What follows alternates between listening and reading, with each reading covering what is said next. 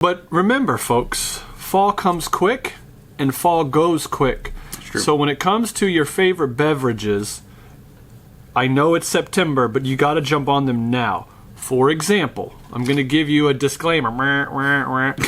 Get your pumpkin beer now because it'll be gone before Halloween. That's true. It's gone. The reason is the companies only brew so much of it. Mm-hmm. And so they've already brewed it and they've already shipped it. Okay, they're not just making tons and tons of pumpkin beer because they don't want the overhead of just having extra pumpkin beer they can't sell. So get it now, drink it now, enjoy it now, or get it now, drink it later. Yeah, it's true. Okay, and that may be the case for this next product because it looks very fall ready. Yeah, this is an apple cider whiskey, which I have not heard of before. I normally mix my whiskey to the apple cider. One of my favorite things is Crown Royal Caramel along with apple cider, super good. This is the first one I can remember actually putting apple cider whiskey together in a bottle as a flavor. So intrigued. And I like the makeup of the label here. Very grandma wrote it. Nostalgic. Nostalgic. Very Novinger. Of this. Your family is going to love me after these episodes. Novinger, Missouri, town of 542. Those who aren't familiar with that grand community. Now in our episodes, I've talked about Jonesy's JV basketball time and now his hometown.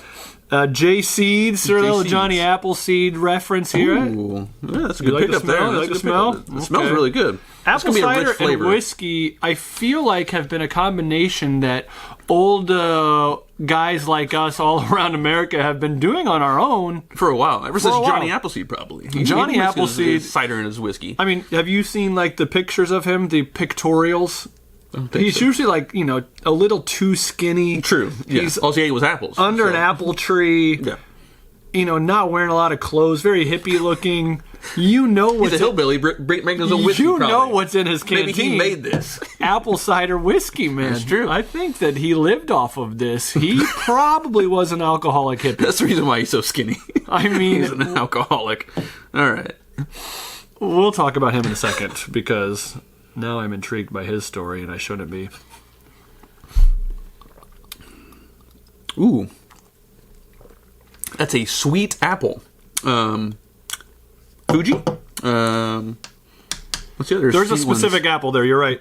I am not an apple expert, but they did well there. Yeah. Wow. It's rich for a whiskey.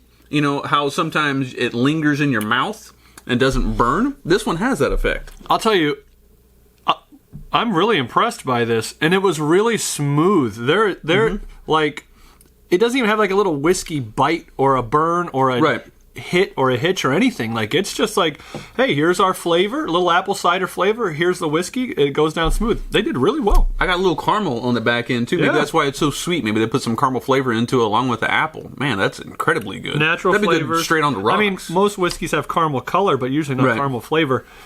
I'm impressed. Yeah. Do they sell these in the big bottles?